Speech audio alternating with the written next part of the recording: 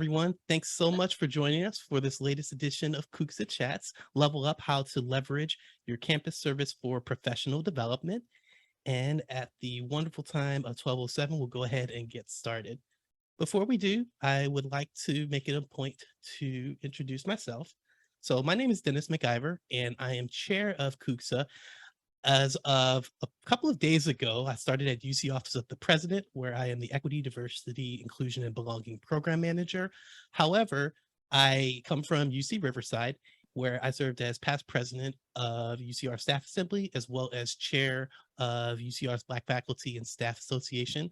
And I'm very excited to be able to have this discussion with everyone. Before we do, I did want to start with a land acknowledgement that we unveiled earlier this year, so I'll read that out very quickly. The Council of UC Staff Assemblies recognizes that our service occurs on the unceded territory of the indigenous peoples of California, and that these lands were and continue to be of great importance to them. Every member of our community has and continues to benefit from the use and stewardship of these lands. With respect and gratitude, we acknowledge and make visible our relationship to the original caretakers. And we further recommend use of the resources noted below to better understand the indigenous history of our state. And those are here. I didn't want to talk quickly about Zoom etiquette. I know that we all are quite familiar with it now, but we'll go ahead and use it just in case. The main piece to know is that this is being recorded for future use. We do ask that you leave your microphone muted during the course of the event. For anyone who misses a moment, or if you want to share later, this will be available on our social media for future viewing. We will answer questions towards the end of the presentation, and we do ask that you type the questions into the chat. For those of you who have had a chance to see these chats before, you may have heard me say one of the biggest benefits of this is the relationships you get to create through serving in staff assembly. And the panel we have today is another wonderful example of that. And I'm very grateful for what all of them have been in my life. And I'm excited to be able to bring their expertise to all of you. So let's start with Sue Anderson, who is a retiree, but has served at UCR as well as UC San Diego. And I'll read the biography. Sue Anderson is a dedicated human resource professional with over 35 years of experience in both the public and private sector. Prior to her retirement, Sue spent 15 years in the University of California system, serving at both the Riverside and San Diego campuses as director of the staff education and development function. She also served as UCR Staff Assembly president from 2009 to 2010 and as a CUCSA senior delegate and secretary. Her professional passions are diversity education, change management, leadership development, and performance improvement. She's currently serving as a consultant to various UC locations and supports work around performance appraisals and equity and diversity. She holds a Master of Science degree in Industrial Organizational Psychology from California State University, San Bernardino, is a member of the Association for Psychological Science and Psychi, the National Honor Society in Psychology. Up next would be Rejeana Mathis, who serves as lead manager for learning and organizational development for UCLA Campus Human Resources. She is a results-oriented training and development manager who possesses more than 25 years of experience in management and human resources across multiple industries. Among her skills, Rejeana is adept in team leadership, program and project management, presentation and facilitation, organizational and individual needs assessment, evaluation, and measurement. As an active UC staff member, Rejeana is a past chair of the Council of UC Staff Assemblies, having held the position in the 2016-2017 year. She is also a past president of UCLA Staff Assembly, serving in the 2014-2015 year. For her distinguished service in and out of UCLA, Rejeana earned the Kevin McCauley Memorial Outstanding Staff Award in 2019. And last and certainly not least would be Lucy Tseng, who serves as regional director for UCLA Giving, where she connects with Bruins in the San Gabriel Valley, Inland Empire, and Coachella Valley to help fulfill philanthropic goals at UCLA. Another active member of the UC community, Lucy served as the 17th UC staff advisor to the Regents during the 2021-22 year, serving on 3 individual committees before the Board of Regents. Prior to this, Lucy served as president of UCLA Staff Assembly during the 2019-2020 year. In this capacity, she also served as a delegate for the Council of UC Staff Assemblies, co-chairing the Basic Needs Food Group. Lucy's unwavering interest in this basic needs continued beyond her service in CUCSA, where she would establish the UC Food Insecurity Group, or UC FIG, which sought to better understand staff food needs in 2020. And I'm very excited to be able to have this conversation with the three of them. We'll go ahead and start with Sue. So Sue, the floor is yours, and I'm going to be quiet now. Okay, thank you, Dennis. Good afternoon, everyone. It's a pleasure to be here. And a big thank you to Dennis for allowing me to spend some time with you on a subject that's near and dear to my heart, which is professional development. So I'm going to get us started this afternoon on the topic by providing some steps for you to intentionally identify and develop skills and competencies through your work on your service organization. And one place to begin is by having an idea of perhaps the next step you want to take in your career, so you're able to identify those competencies and skills that you may need to develop in order to be competitive for that position. And my friend Rejeana is going to talk more about career exploration, so I won't spend time on that here. But a couple of questions to get you started is, what skills and competencies do you feel you need for that next step? And of course, UC has a lot of references and resources around job position postings and things of that nature where you can parse out what those skills and competencies might be. The second question you'll need to ask is, what's your level of proficiency in those skills and competencies? So you need a baseline to know where you're starting. So there's some assessment that's involved in that. So if we could go to the next slide, Dennis. One of the things that I would suggest is that you focus on competency development. And just briefly, competencies are that capability to apply or use a set of knowledge, skills, and abilities to a core job, to perform a core job function.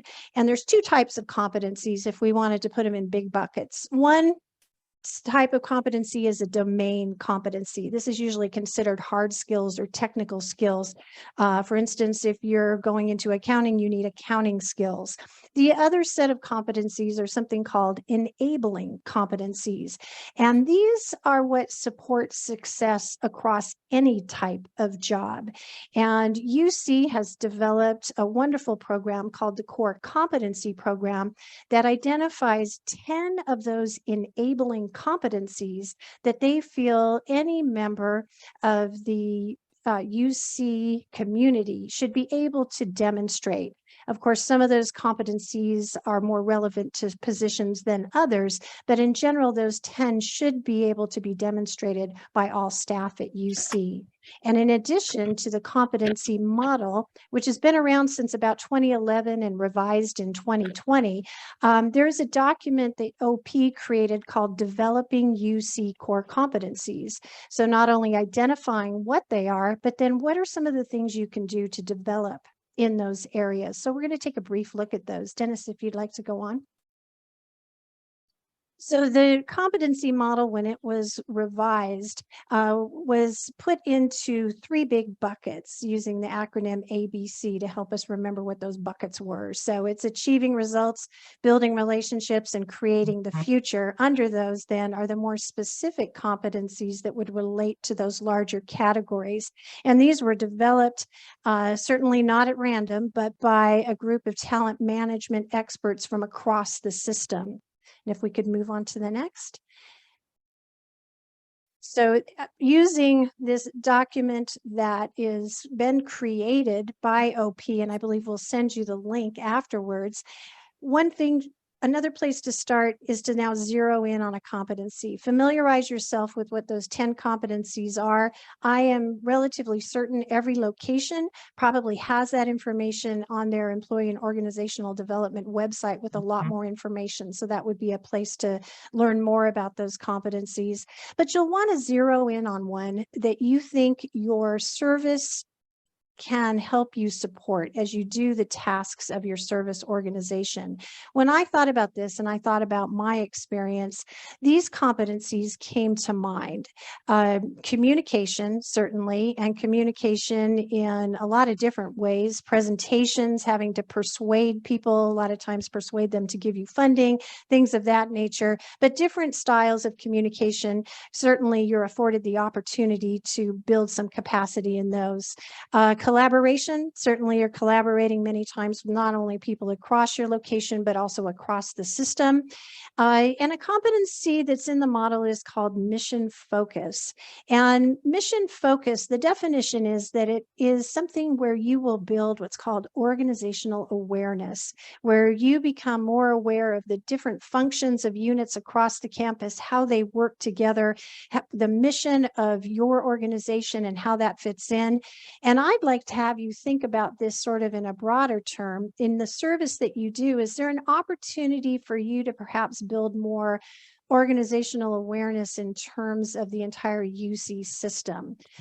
There's just such a diversity of the jobs and the functions and the missions and goals across the system that it can be overwhelming, but it can just be fascinating to learn what folks do. And you never know, that might prompt you to perhaps look at a different career path or something that you didn't even know existed. So mission focus here would be more around that organizational awareness. Problem solving certainly is a part of the service work you do. And then, although not specifically called out in the UC core competencies, but this competency of political acumen, and it would probably fit best maybe under communication, but that's the one that I would like to explore a little bit as we work through sort of the steps in intentionally developing a competency through your service. So if we could go to the next slide, please. And actually, hold on a second, Dennis, can you briefly, Sue, I see that one of your slides dropped off, or two of your slides dropped off. Dennis, if you'll let me share very quickly. No problem. I'll you go can ahead. review this one and then pop back over to Dennis. Perfect. Okay. Thank you, Rejeana. Thank you. I was just moving on in stride. You were smooth. You were so smooth. That's something you learn in these staff organizations as well. You just keep going. But I thank you, Rejeana, because actually what this is a page out of the UC resource called Developing Competencies. So it kind of shows you how you get a definition, just a very general definition of the competency. Collaboration is shown here. And then it shows you the behaviors that demonstrate that competency. So core behaviors would cross over any position. And then there's a special call out for manager and leader behaviors. So if you're working at that level, then there's some additional behaviors that you might be expected to demonstrate. The piece of this that's most important, especially for our topic today, is a section that's called On the Job. These are suggestions of activities you can do while doing your real work to develop that competency. And I think now more than ever, this is so important because folks just simply don't always have the time to step away from the job, to go to a class or a conference or something. But research shows us that people actually do more developing in their job than outside of their job in classroom work. So, and again, I'll just note that while OP is referenced here because it is a document that was created for them, it can apply to all of us across the system. Thank you, Rejeana. We can hop back to Dennis now. And again, a link to this will be available after this presentation. So you'll be able to see the document in its entirety. So we have focused on a competency that we want to develop, and now we need to go a little deeper and target those behaviors that demonstrate the competency. So we're going to use that example of political acumen. So some of those related skills or related behaviors, if you were going to demonstrate political acumen, would be thinking before speaking, always a good idea anyway, managing up, exercising your interpersonal influence, and also your ability to do networking and doing that in a sincere way. So now we've tracked some actual behaviors that we think about and say, all right, how am I going to actually practice these when I'm in the service mode of working with my group? So if we could go to the next slide. So of course, we're going to create a goal around that. And I'm sure many of you are very familiar with SMART goals, and that acronym reminds us of the components of a goal that will make the goal more likely to be achieved. And SMART in my definitions are specific, measurable, attainable, relevant, and time-bound. But I'd like to introduce a concept to you today called implementation intentions, which takes your goal kind of to another level. So let's look at how that works. So the example here of the goal is that during my CUCSA term, I will increase my political acumen by practicing these skills. I'm going to think before I speak. So if I hear an opinion I disagree with, then I will determine if the current moment is the best time to voice my disagreement. If it is, I'll choose neutral language to present my points. You may notice the bold and underlined under the if-then statement. This represents the structure of an implementation intention. So it gives me a cue. So I'm looking for that cue, because when that cue happens, then I know that I'm going to be able to practice that behavior that I want to develop. So again, it's an if and then statement that really zeroes in and hones in on this is the opportunity to practice that skill. Let me show you another example. We can go to the next, Dennis. So managing up, part of managing up, we know, is to not be passive, to look for opportunities to help our leaders without having to be asked to do that. So in this case, I've developed a goal around looking for opportunities to support CUCSA leadership without being asked. If I determine there's an opportunity, then I will share my ideas with CUCSA leadership and offer my assistance. Again, my cue is I'm going to have my radar up looking for opportunities where no one's saying to me, oh, we need someone to volunteer. I'm going to understand that myself and then step up to share my assistance. So if we could go to the next slide.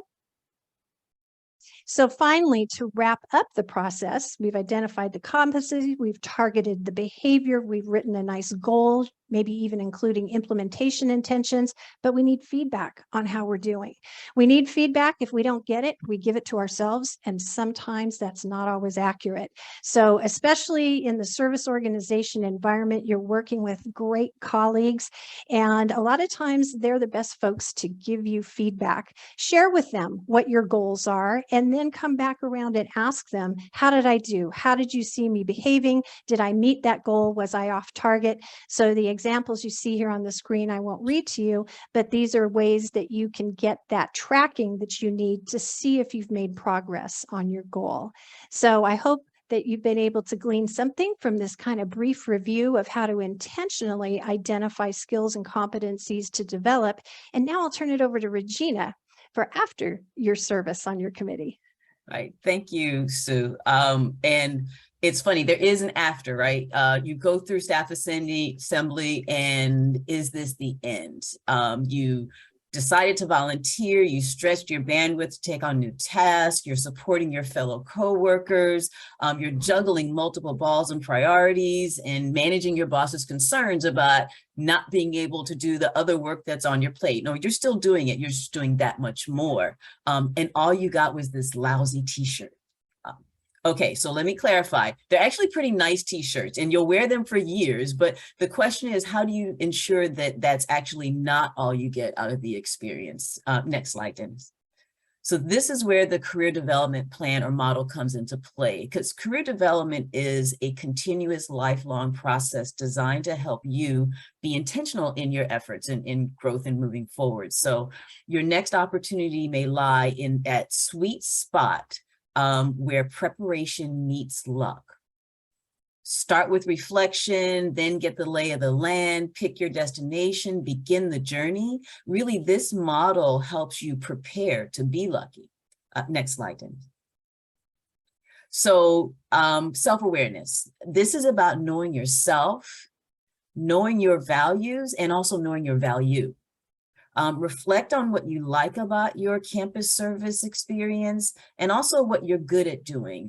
They're not always the same thing. You're looking for a role that allows you ultimately to do both of those, what you like and what you're good at. But sometimes the matrix doesn't fall into play, and sometimes you'll have a chance to do a lot of what you like, but maybe you're not as good at it and you're still growing in that area. And the flip side is that you're really good at something, but you don't like it that much, but at least you're good at it. Maybe you can kind of get through those tasks pretty quickly. You're also just trying to avoid those areas where you don't like it and you're not good at it, but actually reflecting on what those tasks or responsibilities might be and what fall into those buckets is really important. You can also complete assessments like Clifton Strengths, which is one that highlights your natural abilities or talents that can be honed into strengths, or something like the VIA, which is Values in Action. And this helps identify your character strengths defined as positive personality traits. Either of these tools provide valuable personal insight regarding what you bring to the table and where you prefer to spend your energy. You deserve to be happy, right? But it's easier to be happy when you know what makes you happy. So spending some time on the assessment and kind of layering that with your experience can provide some clarity. And the competencies that Sue listed, I highly encourage you to take a look at the list of the competencies and the behaviors that are associated with them. Because again, you have a chance to reflect on what do you believe you already do well, and which competencies do you want to further develop that will help lead you to where you're trying to go. So that's your self-exploration, just a quick hit. The next step is moving into the actual career exploration. So next slide, Dennis. Your campus service really should open up the world for you as you meet other individuals, as you're exposed to other areas of the campus or UC system as a whole. I really encourage you to fully explore the land. Leverage the projects for skills development. And also for a deeper understanding of how the organization works and how decisions are made. That's one of those competencies that's invaluable regardless of what area you're in. Your peers in the organizations are sounding boards. So if you're interested, have conversations with them, find out more about their areas, find out more about their career trajectories. And these groups also open doors to conversations with senior leaders. If an area or a job piques your interest, well, take advantage of the goodwill that you've established by working with these campus organizations, and plan to conduct an informational interview with some of these folks. They'll remember your name, they'll remember what you've done on campus, they'll remember your commitment to the organization, and may be more willing to have certain conversations with you. And it's not the, hey, give me a job conversation, but it is the, tell me more about, how you got where you are, some of your strengths, where did you need to develop? What are some of the challenges your organization is facing? All of that is intel that helps you during your exploration process. And I really encourage you to consider the bigger picture of what's happening in the organization as you plan for your future. When you're working with these various campus organizations or campus service organizations, you become privy to a lot of the organizational problems that are going on in the university or in the various campuses or locations.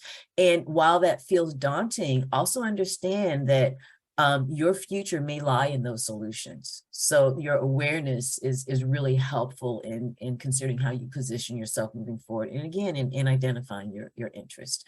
Speaking of identifying your interest, we can go to the next slide. So all of that exploration and intel from your network should help you refine your options. I mean, you not only have your own location to consider, you have a whole system to consider, right? We have all these various campuses where there are opportunities. So optimally, you can narrow that down a bit. So you've got your intel from others, but also the self-awareness that you started to generate. This is going to help you consider what are your key decision points, right? Again, what makes you happy? What brings you joy, right? What competency are you strong in that you feel you can make a quick impact? What are the skills that you're trying to hone or that you have that you can leverage? And then you get into some of the other tangibles like location and salary and lifestyle, and those are the elements. Those are key decision points because again, you get to choose. As much as employers or managers are hiring you, you are also making your own assessment of what is the best fit. So you have options, right? You can pick your dream job.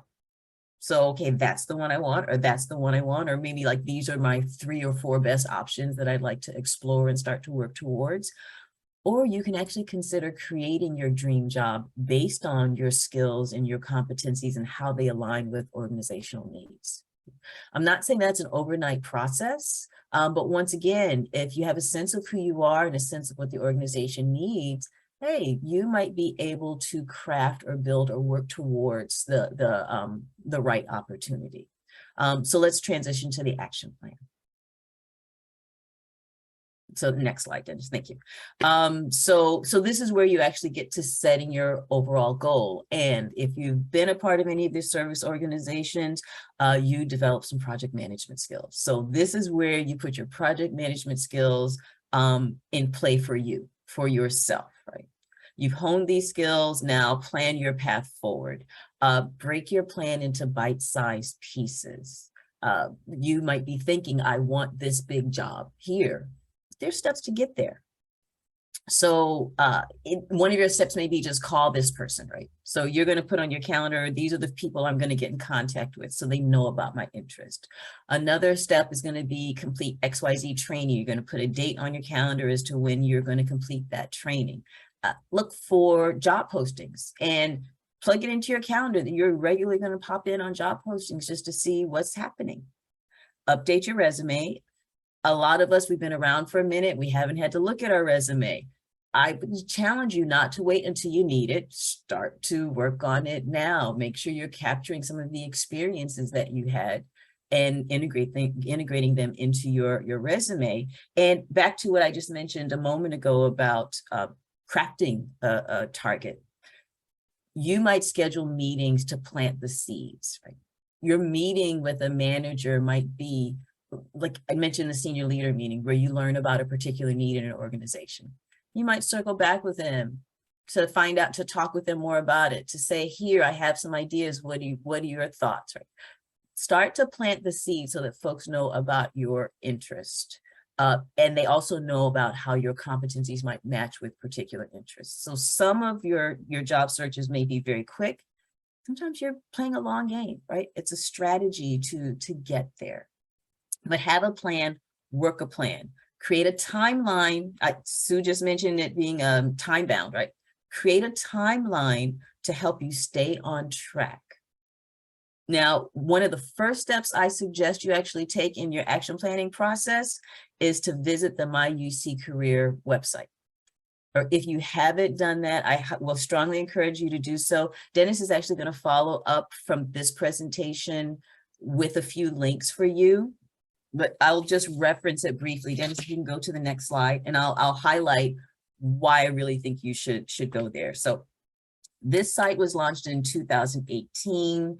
It's self-directed online career development portal for all UCLA employees. So career development really has been a key focus area for the university. We recognize that it's extremely tied to employee engagement, and we want to support employees' growth throughout the organization. Excuse me. In addition, when you can consider current recruitment and retention trends, that just further highlights the need for a tool such as this. A UCLA email address is all that's needed to register for an account. So if you haven't already signed up, that's all you need is a UCLA address. Anybody on here who is also a supervisor or manager, I encourage you to share this tool with others on your team. Yes, I know you want to hold on to your star performers forever, but what you really want is for them to be excited and engaged and know that you support their growth. It's not limited to UCLA, anybody in the UC system. So any of the campuses, or if you're at A&R at any UC location, can actually log on to this tool. Next slide, Dennis. So just for a moment, I want to highlight some of what's there. In the getting started bucket, there are some tools for assessing your skills as well as your temperament, right? Identifying your preferences and also inventorying your professional strengths. That can help you get started for building your resume or updating your resume. The job search section, they actually list jobs for all UC locations. You can access them through this one site.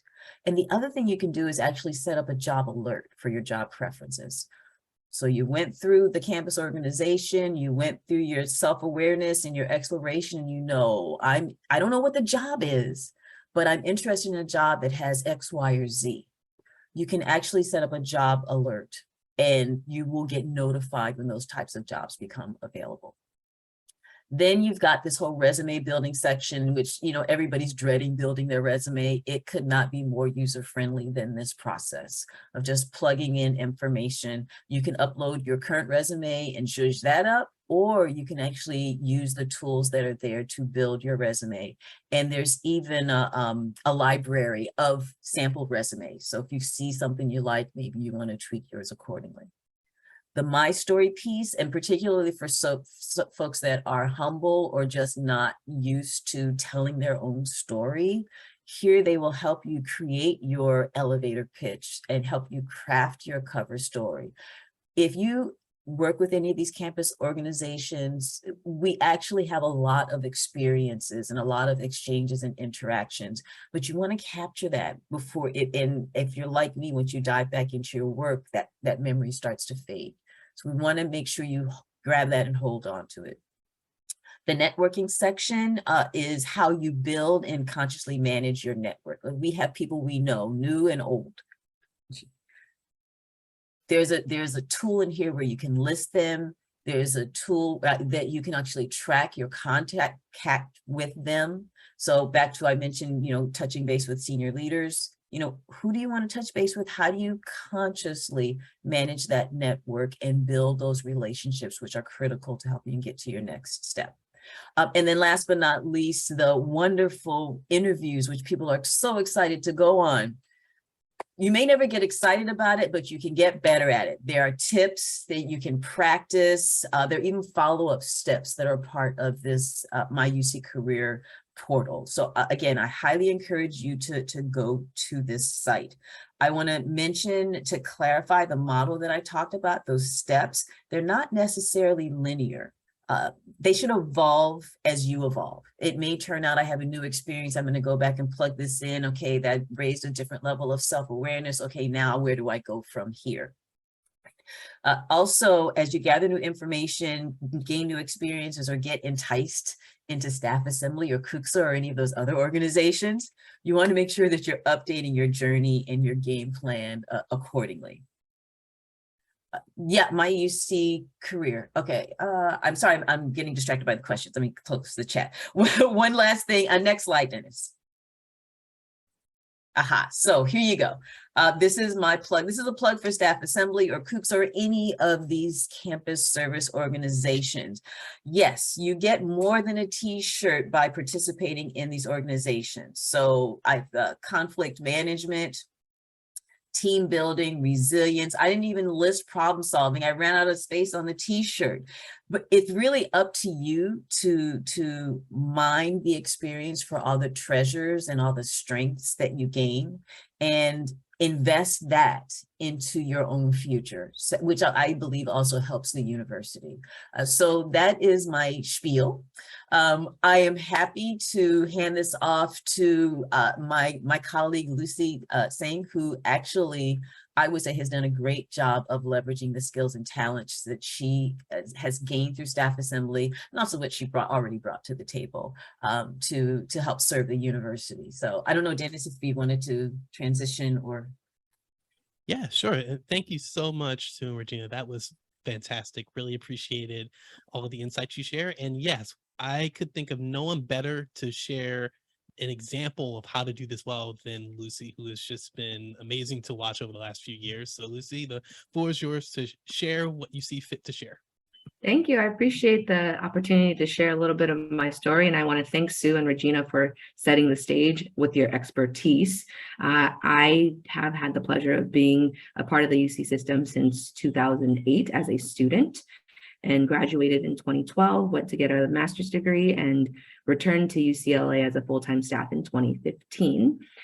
Within a couple of months of re-entering the UC system as an employee, I met a few colleagues who were generally involved in staff volunteer opportunities and staff professional development opportunities, and immediately found myself on the ballot to become a board member of staff assembly at UCLA.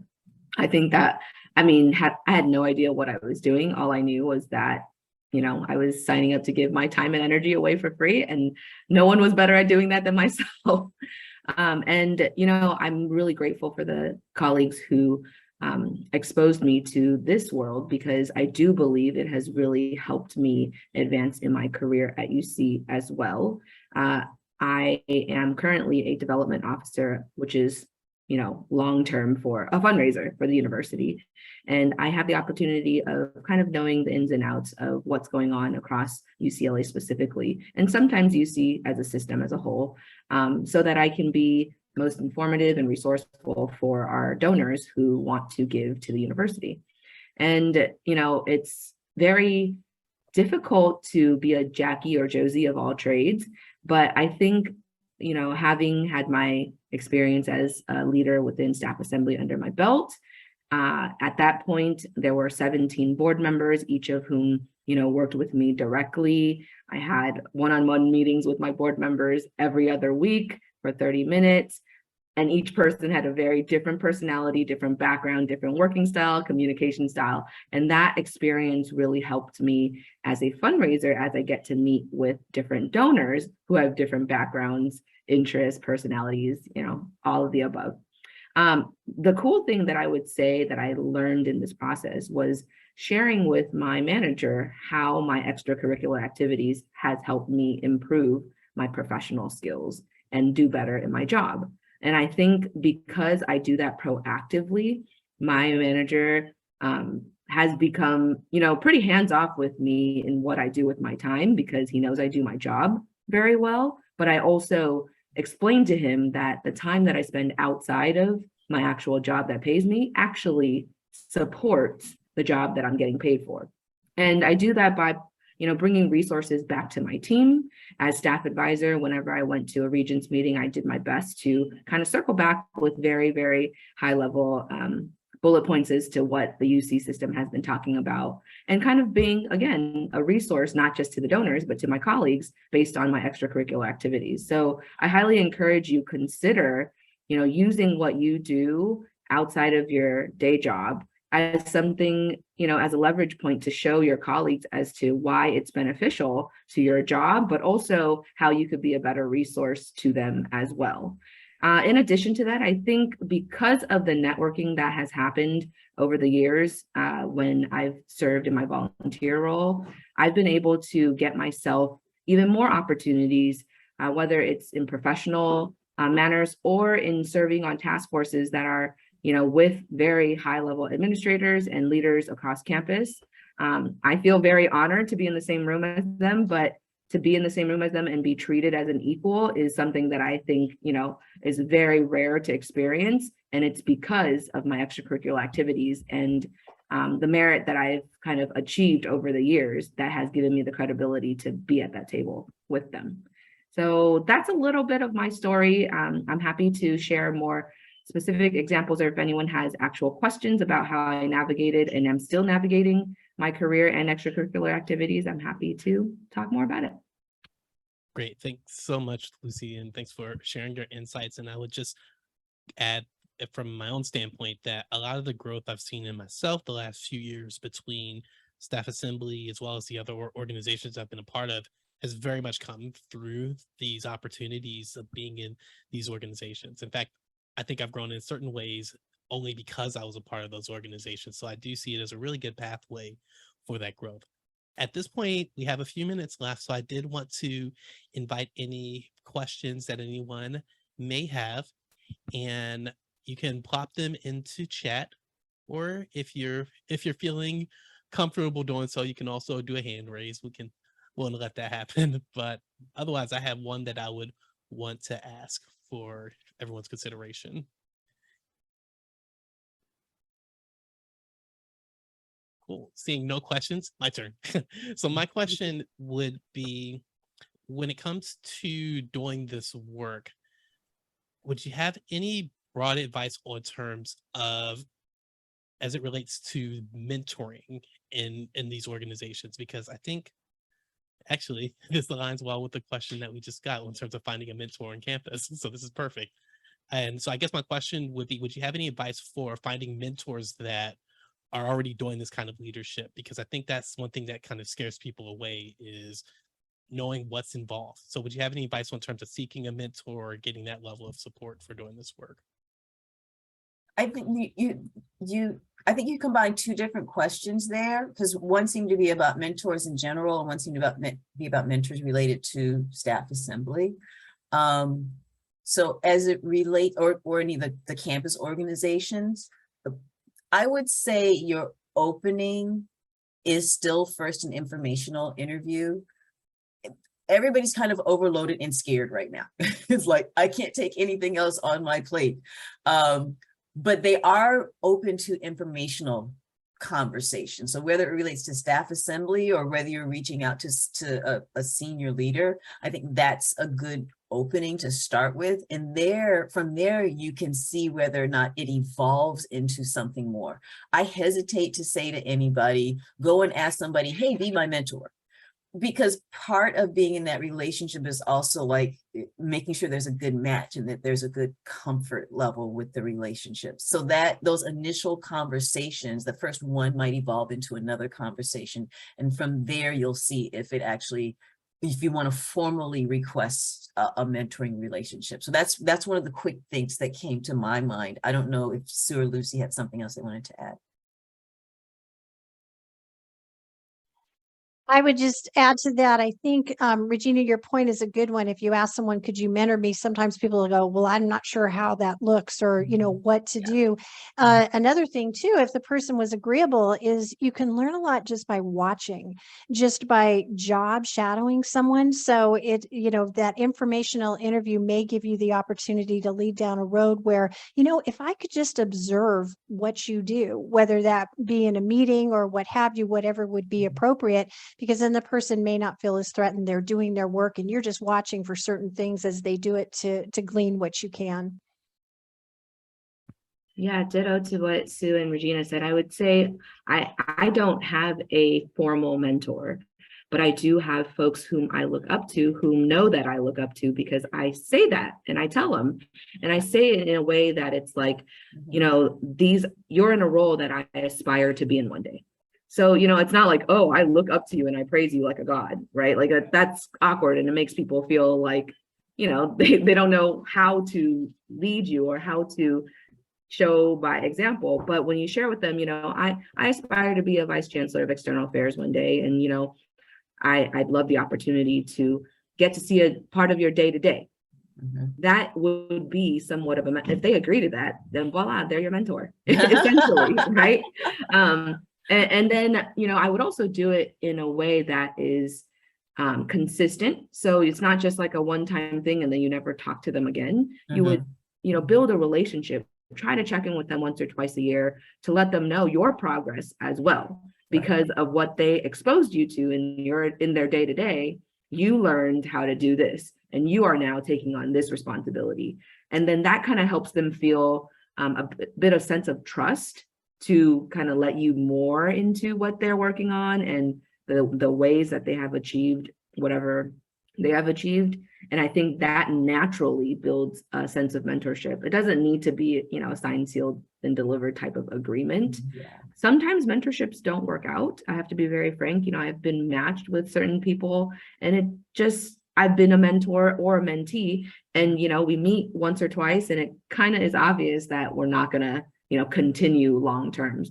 I would still say, try your best to stay in touch, connect on LinkedIn at the very least, so that you can see each other's professional development and growth. But it doesn't have to always be like a personal relationship when you are trying to look for a mentor. And let me just jump on, because you made me think about, Lucy, as soon as you started, I thought about, actually, what is a mentor?